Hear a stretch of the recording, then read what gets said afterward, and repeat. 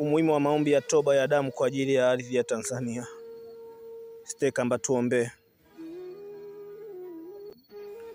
Ndio mlango mkubwa unaompa Mungu nafasi ya kuiponya ardhi na watu wake kwa kuingilia kati na kuwakomboa na utumwa wa uharibifu na kuwaokoa.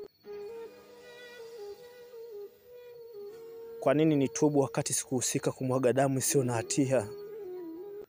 Sikia, damu ina sheria. Moja, huathiri hata usioimwaga. Damu isiyo na hatia inapomwaga huathiri maneno makubwa sana matatu. Mtu aliyeimwaga, mji ambapo damu ilimwagwa, wenyeji wa ardhi damu ilipomwagika. Kamba tuombe. Toba huondoa hatia za mashtaka na kukutenga na ghadhabu ya Mungu. Mungu anakuwa mdhamini wako ili aachilie hukumu na haki juu ya damu zisizo na hatia. Kamba tuambie tena na tena. Kisasi cha damu hufuatia kizazi hata kizazi. Damu isiyo na hatia inapomwagika, uovu, madhara yatokanayo na dhambi ya umwagaji damu ubatizwa na kuitalana. Kamba tuambie tena na tena. Toba huweka mpaka na kutenganisha na laana ya damu itokanayo na kisasi cha damu ili usipalizwe na wewe na vizazi vyako vijavyo. Kamba nahitaji kukusikia tena. Damu unajisi ardhi.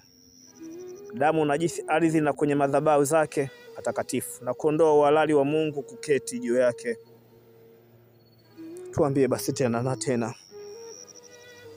Damu ina sauti, inanena. Damu ina sehemu za siri.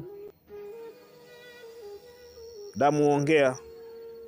Sauti hii hulia juu ya ardhi kudai haki na kisasi. Ardhi huandika kumbukumbu na kubeba laana ya damu juu yake. Kamba sijachoka, tuambie tena na tena. Toba humpa Mungu nafasi kuwa shahidi na mdhamini kiagano kupitia damu.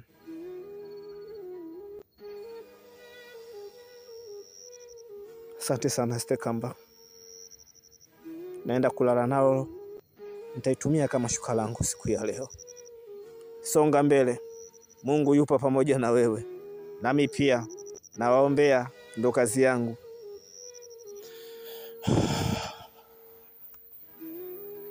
Toto Mwalimu Dunia.